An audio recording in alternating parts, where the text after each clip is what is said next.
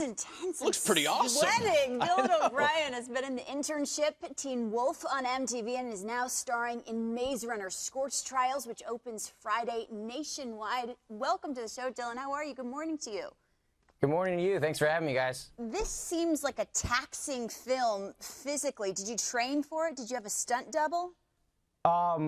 Yeah, well, I have, you train, you kind of get your legs in shape a little bit a couple weeks before so you can handle the, repetition of doing these things on set every day. But not so much. I mean, I don't have to be like a super athlete or anything, so you just kind of jog a little bit, get your legs in shape. And then you really get in shape on the movie, I guess. Hey, Dylan, Mark DeRosa here. Obviously, hey, Mark. What's going on, man? Obviously, how you doing, man?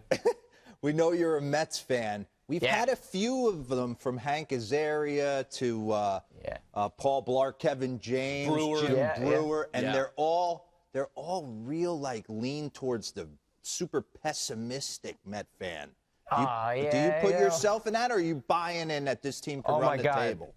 I don't know. I mean, I think I'm the most desperately optimistic Mets fan in the world. Like during our last, rebuilding 7 years, that's what's so exciting about everything now. These guys who I've been waiting for, you watch and you wait as a great fan. You watch them come up from Single A, and it's just so cool, because we've got such a great homegrown team going on right now. And yeah, I'm geeking out. I mean, I'm on MLB Network. It's like the coolest. It's the dream. Well, we haven't done the Mets highlight from yesterday. I mean, they're rolling right now. The lead is widening, and we want you to do it. We thought we would just save the Mets highlight from last night for you, Dylan. So go for it. We're going to roll last night's Mets victory. And I'll give my best, Gary Cohen. Yeah. Okay. All right, so we got Mets Marlins here. Cespedes been a monster. This is going to be his 17th now home run since coming from the Tigers in what, 5-6 weeks? Unreal. Mets down 3-1 in bottom of the sixth. Darno, though, tying it up again. The Mets showing resiliency, baby. It's got the old captain, D. Wright. All of it's late, too. Ground rule double, I think, right? What's that? Late offense. They add on runs late. I know. They just been, they refuse to lose, man. It's been so fun. It's amazing. And then Familia closing it out. What's that, 41st, 42nd of the season? Save? And the Mets win their 8th in a row, and there's their all-star player, Dylan O'Brien, right there. Hey! Involved in like Travis Look Darno. at me high-fiving your rebound. You guys have made my week. You are an optimistic Mets fan. Make a case for Yoenis Cespedes to be MVP of the National League, a conversation we have often on this couch. Well, the kid, look, it'd be insane, but it'd be great because it's all about, like the most valuable guy to his team and the guy who affects the pennant race, So, look, a lot of the guys, the Mets have been with Darno and Conforto coming up, everyone's been clicking since Cespedes came over, But yeah, I mean, he sparked it, and since he's arrived, the team's been averaging over 6 runs a game. So, there's your argument, really. Now make an argument as to why Matt Harvey should continue to pitch down the stretch and through the postseason. Here we go. Oh, Here we go, Dylan. Yeah, that's a whole thing. I mean, we had April and May to space this out. I don't know why this is happening now. Look, I want him to pitch. I know the doctor, wants him capped at 180. It's up to him, but he's got to pitch, man. He's got to, we can't just get to the playoffs now and not have Harvey.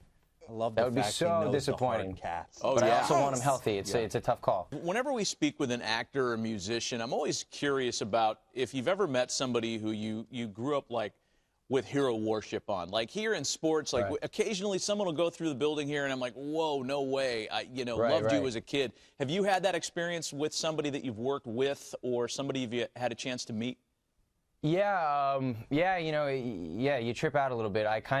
I'm like the biggest, I kind of get starstruck by like my Mets the most, like athletes really, baseball players in particular, like like if you see if I met David Wright, that would be like I wouldn't be a normal person, which is so funny because I'm not even like that.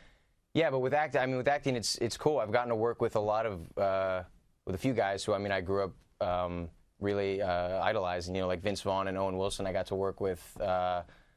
And it's just a trip, I guess. They're just normal dudes, and you just kind of hang out with them and talk to them, and you get used to being around them almost, and then you kind of crack up at the fact that you know them now, but like 10 years ago when I was like a kid, I just would have been freaking out at the thought of being with like Vince Vaughn and Owen Wilson in a movie, Yeah.